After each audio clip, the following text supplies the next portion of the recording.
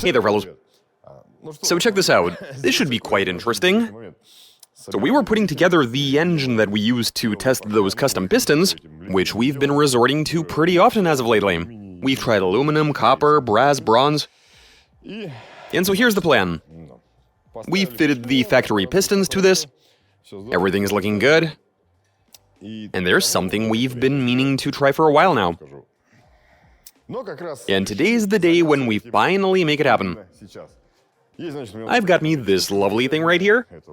It's a stick of duralumin, D16 grade. And so we've been pondering this for quite a long time, and good on some of you guys for reminding us.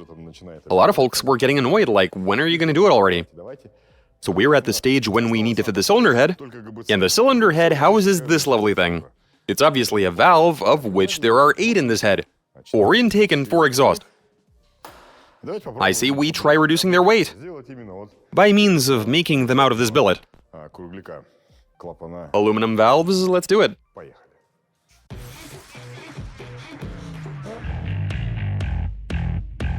DIY aluminum valves 3 times lighter than stock. Translation and voiceover by BMI Russian.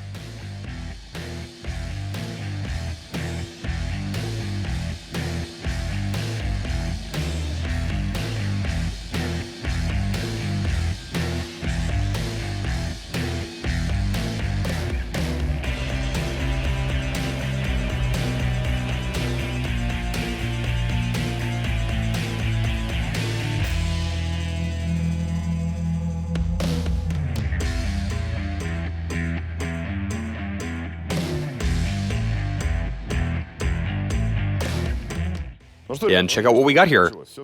We've done some work to the head, given it a clean. We've ground the valve seats, and these are the new valves. So yeah, we gave all of that a regrind, and here we have our lovely aluminum, or duralumin rather, valves. They look good. We've polished them though. The face does seem to be a bit on the wide side. We should be alright. These should work beautifully, I reckon. So we have all 8 valves. And we are going to replace the valve seals, of course. Then we install them and start the engine. Now, looking at the stock valve, the stem starts to widen quite a bit lower compared to what we've done. The point of that, of course, is to reinforce them, as to keep the head from getting blown off. And one thing we definitely should do is weigh these. Let's start with this exhaust valve. This is a OEM, and it weighs 72 grams. Now we place the aluminum one onto the scale. 26, 27 grams. So that's a difference of almost 3 times. These are much lighter. Okay, now the intake. Factory is 81 grams. What about this one? 31. That is an impressive difference. This would be a terrific way to reduce the engine's weight. Okay, well, let's assemble everything, install the head. From there, it's fine-tuning, and the most interesting part, which is actually starting the engine. Let's do this.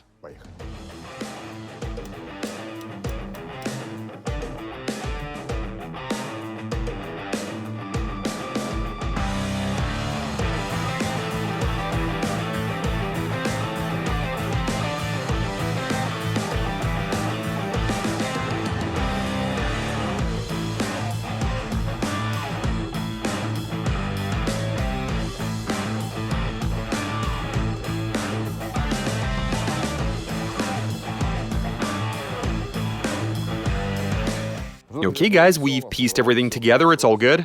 Everything is dialed in, and the crucial thing now would be to get the engine running. Will they hold up? We're about to find out. You may fire it up. We haven't even tried turning it over yet. With the starter motor, anyway. No signs of life at all. Not good.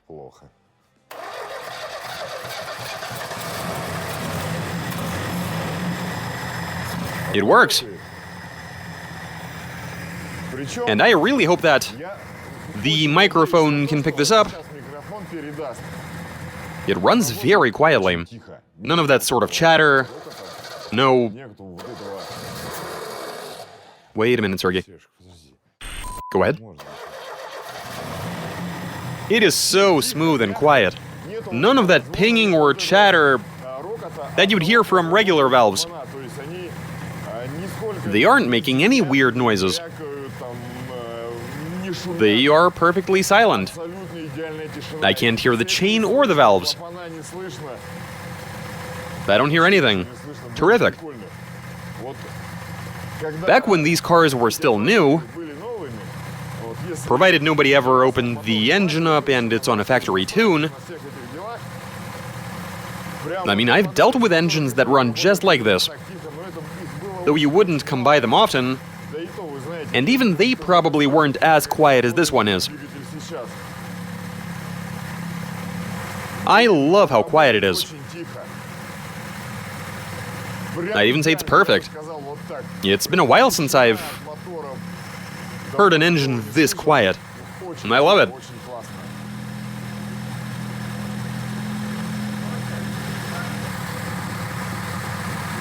Honestly, this is pretty amazing. Apparently, since the material that the valves are made of is softer, that made the engine operate much more quietly. Tremendous. I suggest we do a compression test, just in case if something happens, we'll have some understanding as to what's going on. Compression should give us an idea as to whether something is getting charred in there, or pinched, for example. Okay, let's do the test. Okay, foot to the floor, let's do this. That's a solid 10. Give it a few more turns. Enough? Perhaps even a bit more. Why don't you keep turning it to see how high it's gonna go?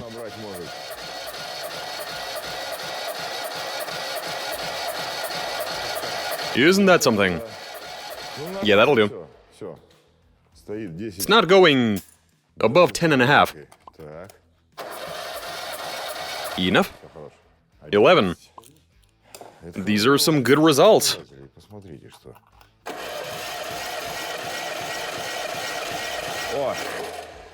Strangely enough, number 3 is lower than in all of the others. And quite a bit lower. A mere 9 kilos. Yeah, number 4, go.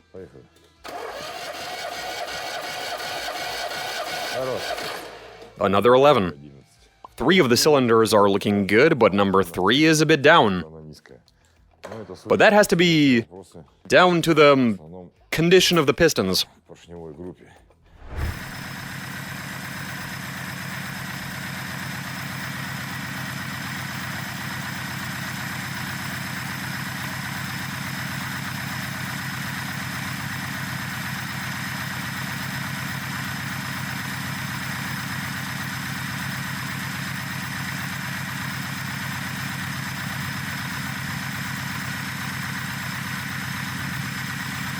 Right, guys, so as the engine is getting warmer, something strange has happened. It has developed a misfire, which isn't ideal, but check this out. It is quite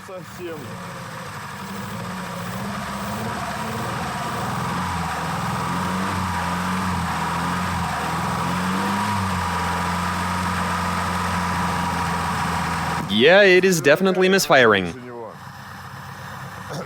I mean, perhaps one of the spark plugs is gone. That wouldn't be a surprise, now would it? Could be anything, actually. A plug, an ignition lead. But I could be wrong. Also, it's not very...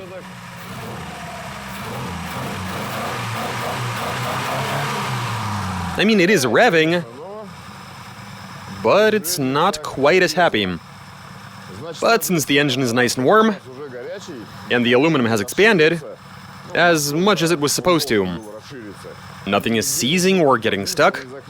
Seems to be running... You know, one of the valves might be getting stuck. There are some abrupt but barely noticeable shifts occurring. I mean, it's stable 1 minute, unstable the next. Alright, let's go for a drive. Okay, well, here we go. Yeah, the engine's misfiring.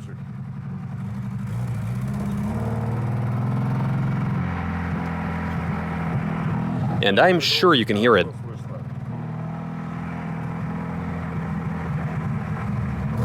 It's pulling 1 minute, then it's misfiring. And that's a bit perplexing.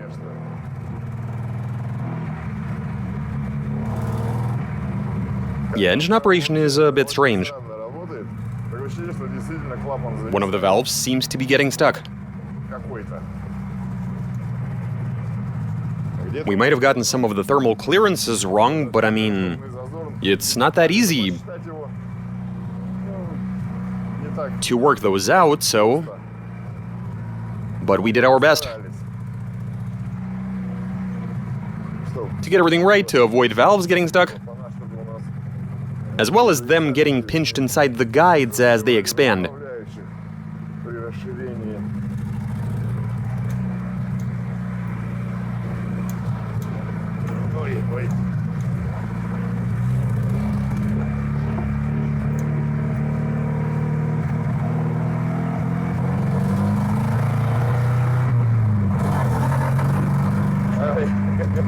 Engine operation...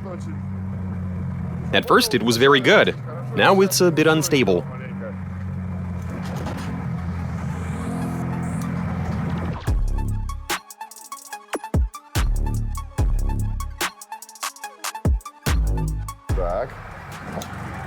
It's warm, so we can maybe drive to someplace.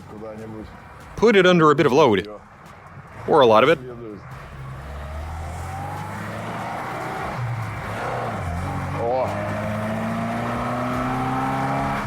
Hey, well, it drives all right.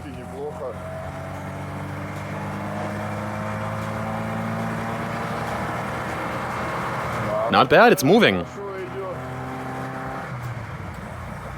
It's actually quite confident to move along, look at that. Nice.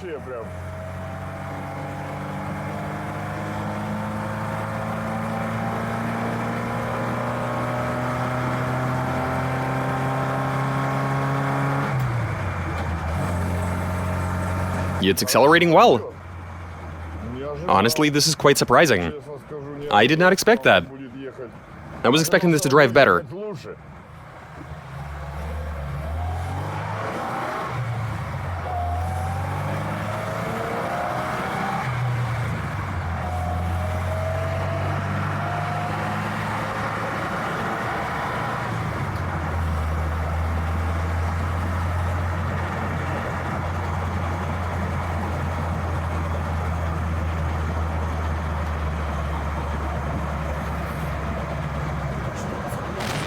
We've been driving for quite a while now,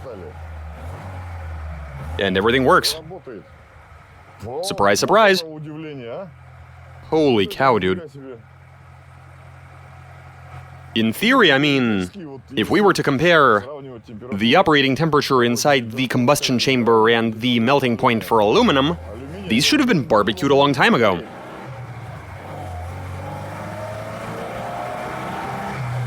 But here we are driving. I mean, the valves work and the car drives.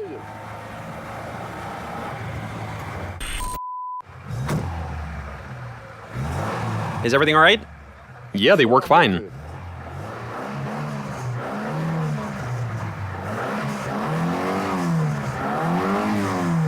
The engine actually works.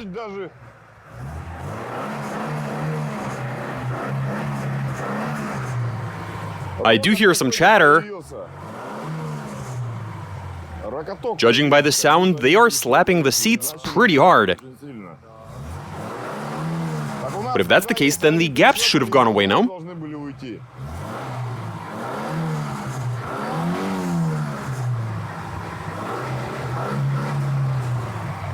That's odd. And you've got slap in two spots. The face hits the seat, and the stem is hitting the guide.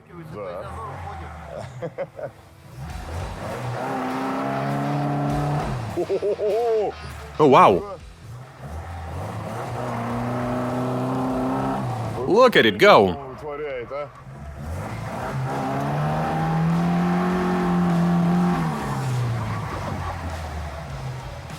You do realize that we're running duralumin valves.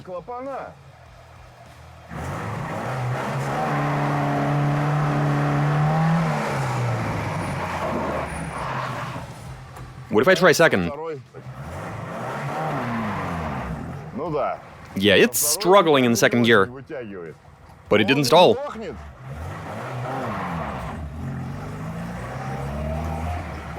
And we're off. Engine operation has stabilized. Yeah, that I noticed. No more misfiring, no nothing. It's running stably.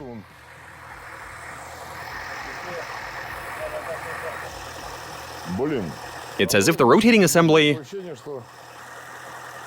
And we didn't replace the pistons, the rings, or anything else.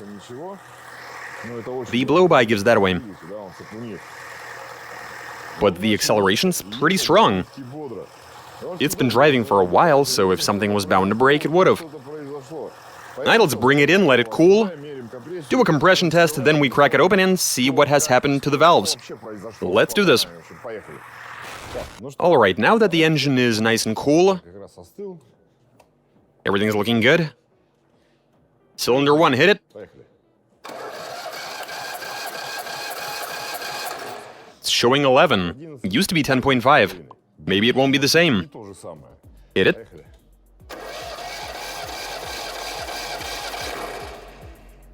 Same story. Enough? Check that out. It's higher than before. And quite a bit higher. 10.5. Very nice. Number 4.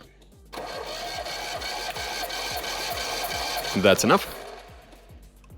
11. So even after it ran for some time, I mean, valves do have a considerable effect on compression. And if something were to go wrong with them, well, there would obviously be blow-by and loss of compression.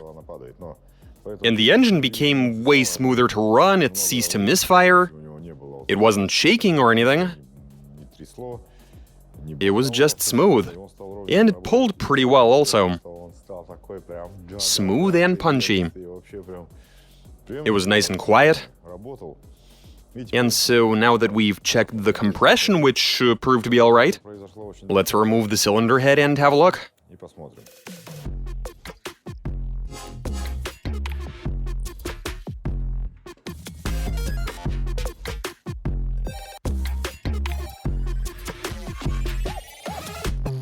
So check this out. What's interesting is that while we've removed the head, and this is what we see. How is it? The combustion chamber is supposedly a very hot place, right? But as far as we can see, the duralumin valves are very much intact. Even the markings we made before assembly are still there. Though they were made with a white marker and those are black now, but whatever. You can see the 5, 4, 3, 7. Pretty surprising to see. But I reckon that's all down to the pistons and the rings. There's more carbon inside 4 and 1. 2 and 3, the compression was a bit lower in those, and they're clean for whatever reason. Apparently, that's where we were experiencing misfires, and because of that, they didn't get as hot. But what we really want to know is why valves made out of metal that has a fairly low melting point are still intact. There they are, they look perfectly fine. And we were out driving for a pretty long time.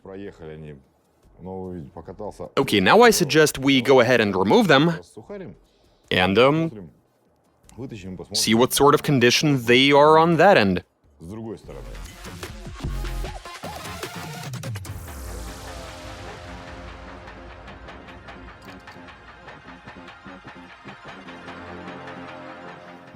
Okay, let's have a look at these valves. We have removed them, and we've noticed something interesting. Some of the valves look, I mean, the stems look good. As for the heads, well, not so much. Some of them have been noticeably beaten up. This has developed a groove. When a valve is working for a fairly long time, it sort of The point is, they sort of assume the form of the seats, I guess. But in any case, despite that fact, well, you all saw the compression figures. They were pretty good, and I'm happy about that. And there's something else I want to show you. Which one is it? This right here is an exhaust valve, and you can see evidence of scoring on it. It appears that the valve guides were scratching it. And that tells us that initially they might have... There are a few of these actually, and it seems like they were getting stuck. And that's why engine operation was so unstable. But then they got worn in or something and began to function pretty well. The engine was running after all, right? The car drove. And here's another interesting thing. We actually failed to mention this, but the Eagle-eyed viewers picked up on it. Yeah, I'm guessing they would have noticed it. We only fitted the larger valve springs. So we didn't install the smaller ones, and we are running just one per valve. And I guess the takeaway here is that we only used one spring per valve because the valves are fairly light. And when you have just the one spring, the cam would have an easier time pushing the valve down. I mean, you'd think that pushing down on those springs doesn't require all that much force, especially since things are rotating. But engineers do work on making valves lighter, and for a good reason. You even have those engines with electronic actuators that eliminate this system altogether. And the idea is to alleviate that load and increase the power actually going to the wheels. And the takeaway here is that the experiment wasn't necessarily pointless. Even these duralumin valves, I mean, they should be good for at least one race, right? Yeah. Like, easily, I reckon. It really did feel as if the engine wasn't as stressed as usual. The acceleration was pretty good given the displacement. And I think we're looking at a 107% success rate. Crucially, they held up just fine. Yeah, let's leave it at they work. And that's all I got for you. You saw it all for yourselves. Watch us, subscribe, send in your suggestions, comment. And that's it for this video. Catch you guys later.